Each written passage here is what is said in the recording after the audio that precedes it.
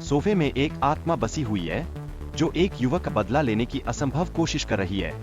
यह आत्मा अपने प्रेमिका के साथ सदैव रहने की चाहत में पागल है, एक ऐसी चाहत जो उसे कभी शांति नहीं देती।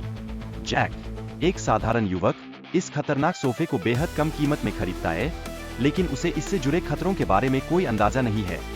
वह न जानता है कि उसकी यह सस्ती खरीदारी उसकी जिंदगी को किस मोड़ पर ले जाएगी। जब लिजा, जैक की प्रेमिका, सोफे पर बैठती है तो उसे अजीब और अनकही अनुभूति महसूस होती है।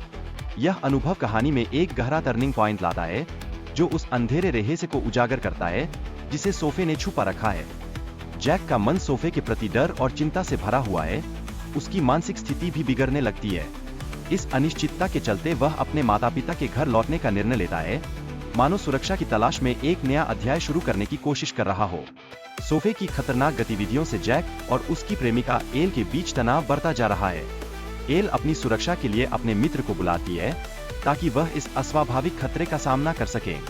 जैक का चचेरा भाई, जो सोफे के खतरे को पहचानने में असमर्थ है, इसे लेकर लापरवाह रहता है, लेकिन उसकी यह लापरवाही उसे गंभीर खतरे में डाल देती है और अंततः वह सोफे के हमले का शिकार बन जाता है।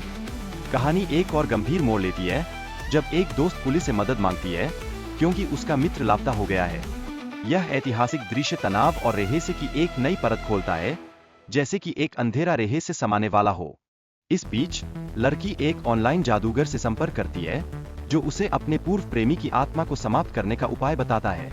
यह सुझाव कहानी में एक रहस्यमय और डरावना मोड़ लाता है, जैसे अंधेरे के गर्भ में छिपा कोई रहस्य। सोफे को लगातार जलाने की कोशिश की जाती है, लेकिन हर बार यह प्रयास असफल होता है। यह स्थिति तनाव को और बढ़ा देती है, जैसा कि दर्शाता है कि भूतिया घटनाएं कितनी पेचीदा और जटिल हो सकती है। भूतिया सोफे की इस अजीब कहानी में एक महिला की आत्मा दूसरे व्यक्ति के शरीर में प्रवेश कर जाती है। यह दृश्य दर्शाता है कि आत्माओं का अदला बदली कैसे हो सकता है और किस तरह से जीवन के धागे एक दूसरे से जुड़ते हैं। महिला का दोस्त पीटर एक खतरनाक खेल का शिकार बन जाता है जब उसे जहर दिया जाता है।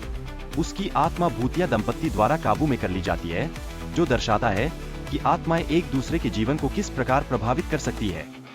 कहानी में एक निर्णायक मोड़ तब आता है जब महिला को अपनी आत्मा को मुक्त करने के लिए किसी की हत्या करनी पड़ती है। यह एक भयानक दुविधा है जो उसे अपने इरादों और भावनाओं के बीच में चुनाव करने पर मजबूर करती है।